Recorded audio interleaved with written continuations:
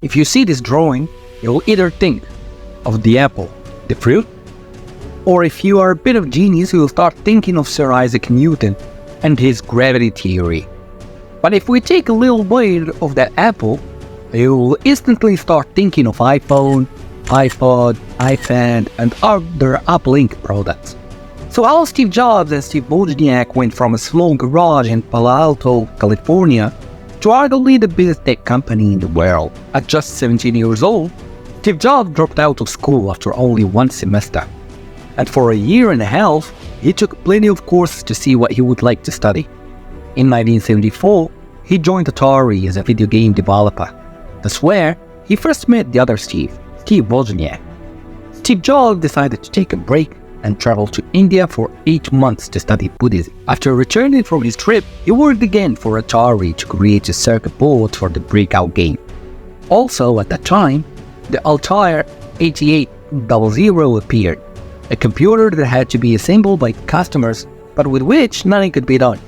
That was until Bill Gates and Paul Allen came to the rescue and wrote the basic programming language so that basic calculations could be made. Jobs saw this as a once-in-a-lifetime opportunity to make money. He turned to Steve Wozniak, who had the knowledge to make a computer, but to achieve this, they needed money. So Jobs sold his car, a Volkswagen, and Wozniak sold his HP computer. With that money, they launched Apple Computer Company on April 1st, 1976, in a garage located in Palo Alto, California, through a partnership with Ronald Wayne. They first created the Apple I computer, and later that year, Jobs made a deal with the Byte Shop to sell them 50 units of Apple I computer for $666.66. Ironically enough, the three did not have enough money to deliver the order, so they contracted that component supplier to give them a 30-day loan.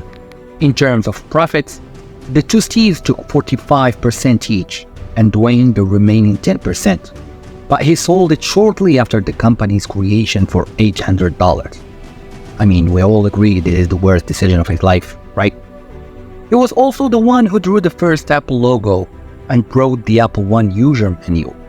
1 year after its inception, Apple Inc. received the first investment, $92,000.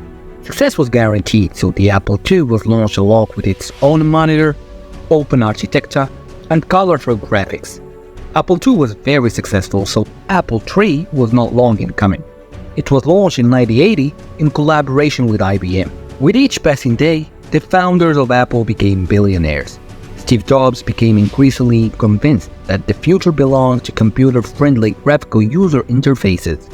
Therefore, in 1983, he launched the Apple Lisa, first personal computer with a graphical interface. But its commercialization proved to be a failure due to its high price and the limited number of applications. Steve Wozniak also left Apple in 1983, and then Jobs put John Sculley, president of PepsiCo, as a CEO, hoping to grow the company.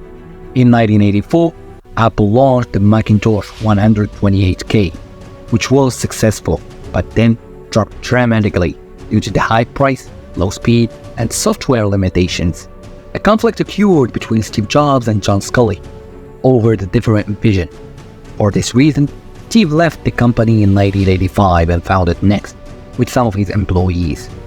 Jobs launched the Next Step OS operating system, which was later bought by Apple for $430 million. Apple was on the verge of bankruptcy. That's when Steve Jobs returned to lead the company as CEO in 1997. And from that point, the golden age of Apple Inc. started. They began developing new products, and in 1998, Apple launched the iMac, which was sold in over 800,000 units in the first 5 months. In 2001, the first Apple stores were opened in Virginia and California. Mac OS X was launched, and iPod was introduced in the market. In 2003, they launched the first digital platform to sell music, iTunes, which was fast becoming the market's blueprint.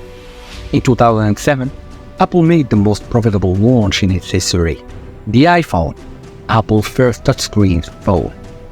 Given the success of the iPhone, Apple launched in 2010 the iPad, the first tablet that could replace a computer. Unfortunately, Steve Jobs died in 2011 and was taken over by Tim Cook, who had already held executive position since 2009. Even though many believe that Steve Jobs' death would mean the end of Apple, Tim Cook has proven that Apple can thrive financially and bring completely new and revolutionary products to market. In 2011, he launched the Siri virtual assistant.